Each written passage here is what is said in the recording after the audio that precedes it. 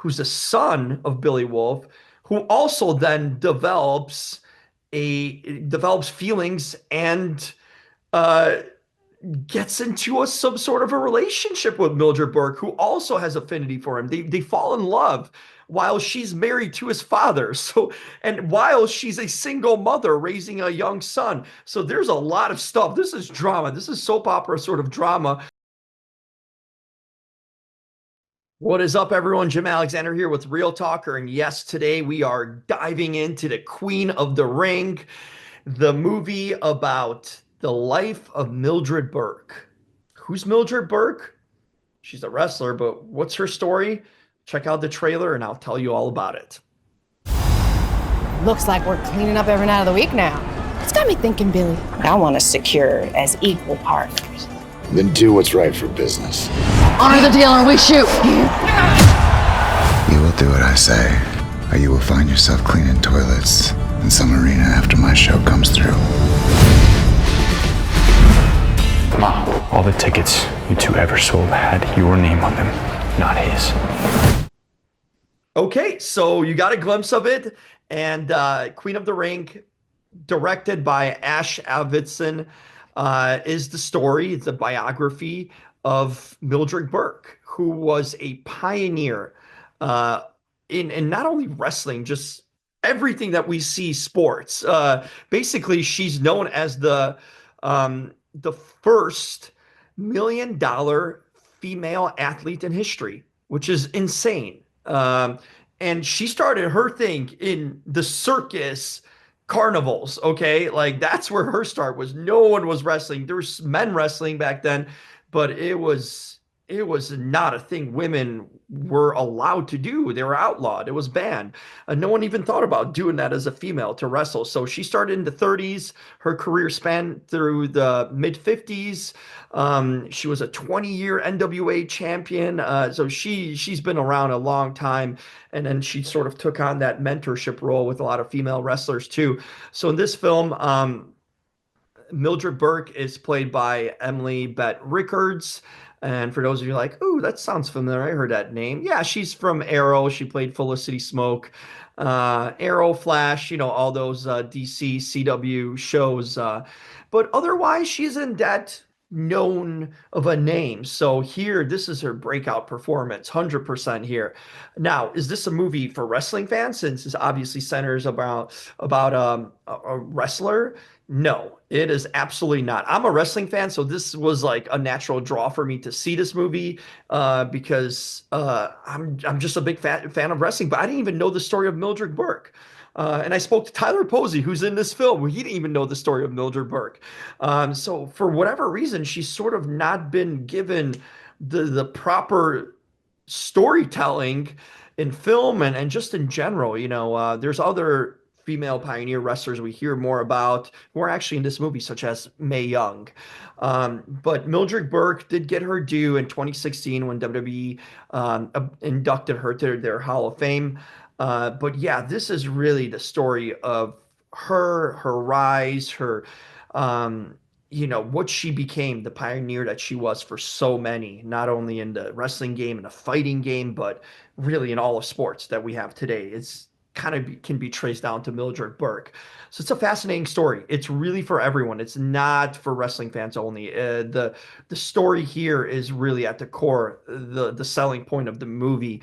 Not only do you see her struggle to sort of break into wrestling and be that first female to break barriers, but the compelling stuff happens outside of the ring here. Really, a lot of it. It's her relationships. She's a single mother in the 30s, raising a son, which is kind of unheard of back then too, trying to make it as a wrestler.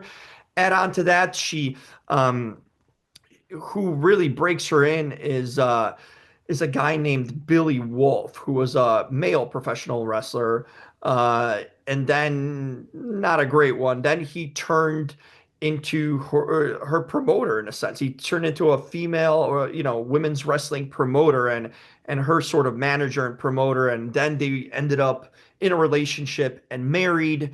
And then we see the bad side of Billy, Wolf, who's played by Josh Lucas. Outstanding job by Josh Lucas here. But Billy Wolf is sort of a visionary in terms of promoters for women's wrestling, but a really piece of crap of a human. Really, you see him being a womanizer, trying to get with all these female wrestlers to sort of break them in, no pun intended. And just an abusive guy, just a rotten human. We see them get married, and he becomes sort of a tyrant to be around. He physically abused her verbally. Yeah, just a bad dude all around in that way. But he's still recognized as someone who sort of brought women's wrestling to the forefront in a way too. But yeah, here Mildred is in this relationship, this toxic relationship with this guy who clearly is just cheating on her, embarrassing her, abusing her, beating her, and we see that. We see the visuals of it. So it's sort of the more startling points of the movie when you see the bruises and that the physical assault that he at his hands that she has to go through.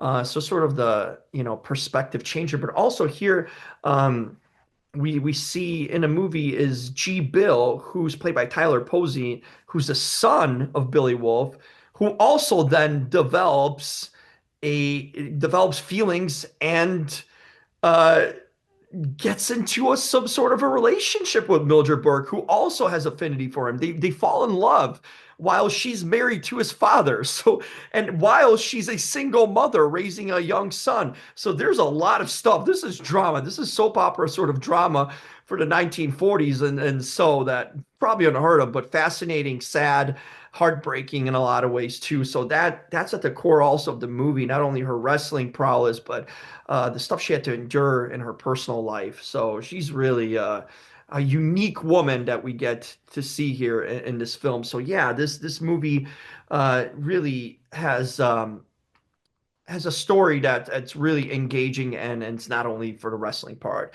Now the other movie that sort of we've seen recently was the Iron Claw, about the Van Erichs, that historical wrestling family. Now, Iron Claw was done by Lionsgate. This is a much more smaller independent production, smaller budget, not as, fancy looking or has all the bells and whistles that the Iron Claw did. But it doesn't matter because the storytelling is really good. The movie is just, the characters are really developed nicely, and Mildred Burke, you see so many sides. Like I said, her personal side, her professional side here, and the movie's 2 hours and 10 minutes. But it's one of those movies. I mean, what movie isn't over 2 hours these days anyway? But it's one that has such good flow to it. It's got consistency, and you needed every bit of those 2 hours and 10 minutes to tell this story. It's some of these movies that you could be like, oh man, should have cut that off like half an hour ago. Not this one. You need those 2 hours and 10 minutes, and they're used to the fullest extent to tell the story here of Mildred Burke. So well done with that. It's engaging, it's compelling, it's interesting, it's fascinating on so many accounts. I didn't know much, like I said, about Mildred Burke. I learned a ton about her through this movie. I think it's a really interesting depiction. And of course, at the end, some of these biographies, they leave you with some real tidbits of the real Mildred Burke, some like pictures and stories of what happened to these people, which I always appreciate in movies like that it's not sort of they leave you hanging at the end. They give you some backstory and look into the life of the real person too. So really well done all around. Like I said, especially when you consider it being a smaller indie project, they really knock it out of the park here. Interesting tidbit, Ash Avildsen, who's the director, also appears in the movie as sort of cameo role playing Vince McMahon Sr. Not the Vince McMahon of the WWE that we know of, but his father, who was also a wrestling promoter prior. So Ash appears on camera too, but really outstanding job by him. And of course here, the big star, the big takeaway is the performance of Emily Bett Rickards. She just is tremendous. I guess there's not many things I didn't like about this movie.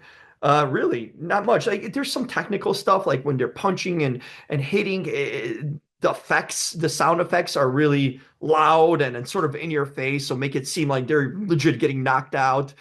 We know wrestling's sort of scripted. The punches aren't technically real, but here, like every punch, every slam, it just like emphasized really almost a little bit too much, a little bit too much for too much emphasis, sort of making it seem, maybe over the top a little bit. But if you're not a wrestling fan, you're sort of watching it, it's more startling to see that. So not going to fault them for bringing up the noise levels and the sounds and the impact of it. I know what they were trying to illustrate here.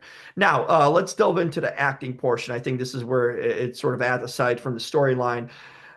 Major props to Emily Bett Rickards, because she just absolutely nailed it. And I'm not even talking on screen. She does great as Mildred Burke. She even resembles her somewhat too. So they did a good casting there. But she's great. She's in almost every scene. She carries the movie. She's believable. But man, her physical transformation, as you can see, look at those guns. Look at those guns. She was absolutely transformed physically. She put in the work into this movie to look the part. She looked like a wrestler. Major props to her for putting in the physical work and really looking like a wrestler. And also just her in-ring stuff. She looked impressive. I don't know if she had some sort of stump double. Doesn't seem like it because it looks like her in the ring. She's taking the bumps. She's taking the hits. And her wrestling moves are crisp, on point. They look great. She comes off as super athletic and just really capable and strong. I just think the all-around transformation of Emily Bett Rickards for this role was just outstanding and really redeeming what she did there. This is an actress that maybe not known for the households, unless, like I said, you follow those DC shows. But this is a sort of role that could part her to the mainstream. This is sort of role that filmmakers and producers will look at and be like, "Whoa, we need to hire her. We need to put her on some big projects here."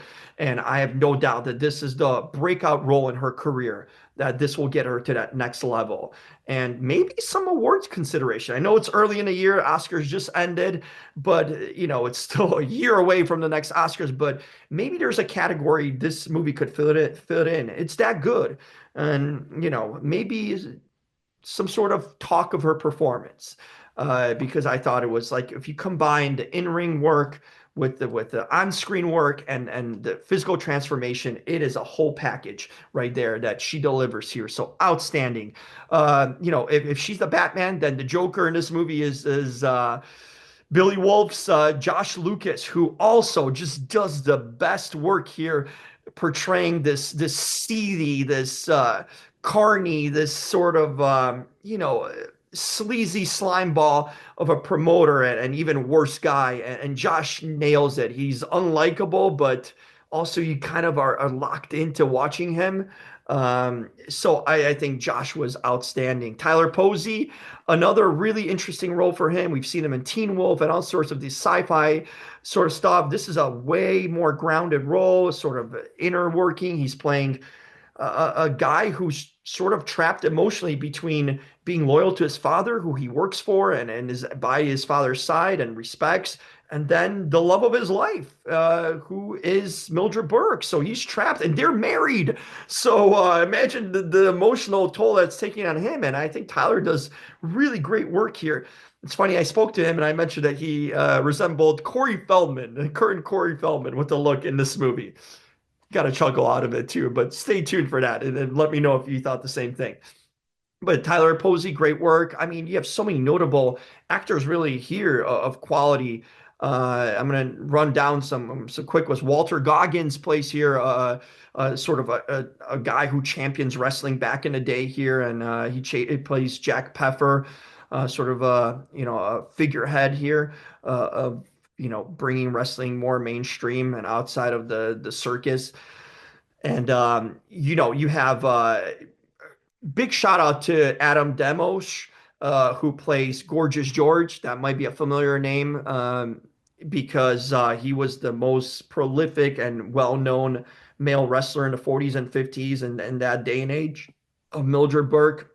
He inspired many. Ric Flair's gimmick, that was Gorgeous George. He kind of stole it.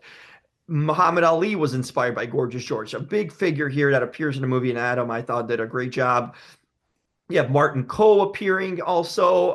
Deborah Ann Wool also plays Gladys Gillum here. And she's, an actress from Daredevil, also that sort of superhero connection here, and has been in a lot of different projects. So she gets in a ring there too. I wonder if she took actual bumps. It seems like she did. Gavin Casalegno, who plays Joe Jr., the son of Mildred Burke. He's really sort of a character that plays her manager later on, and sort of the one that inspires her, and sort of her trainer in a lot of ways, and mentor. It's weird how the son becomes the mentor to the mother, and an inspiring figure. But I thought he did great here. Other actress Francesca Eastwood plays the legendary Mae Young. That's the prolific character figure we hear about when it comes to legendary women's wrestling is Mae Young. She's more in the mainstream and she wrestled till she was 80. So Francesca Eastwood plays her. Francesca Eastwood, by the way, looks like Mandy Rose, a professional wrestler. So check that out. Marie Averjopoulos plays Elvira Snodgrass. Snodgrass, what a name. Another wrestler, Carla Buono plays Bertha, Mildred Burke's mom. Also, shout out to her. Kelly Berglund, who was in the show, plays a wrestler in the show Heels, the Stars show Heels, with Stephen Amell, who's a wrestling fan himself. She's here playing a wrestler in this movie too. Damaris Lewis plays Babs Wingo, one of the premier prominent African-American female wrestlers. So you really have a list of quality actors here. And for those of you who are fans of wrestling, there's actual wrestlers, current wrestlers that make an appearance here. We have Kaylee Farmer. Those of you might know her by the ring name Camille from NWA and AEW. She plays a prominent role here as the adversary June Byers to Mildred Burke. So she's in a lot of scenes and does really well. Also, we see Tony Storm from AEW, who also is featured here and has a feud with Mildred Burke. Tony Russell is her real name. She plays Clara Mortensen, a famous wrestler from the West Coast, from California. Also appearances by Britt Baker, much smaller appearance, more of a cameo, and Trinity Fatu, known as, of course, Naomi from WWE. So yeah, you have wrestlers here, and of course the wrestling personality, Mr.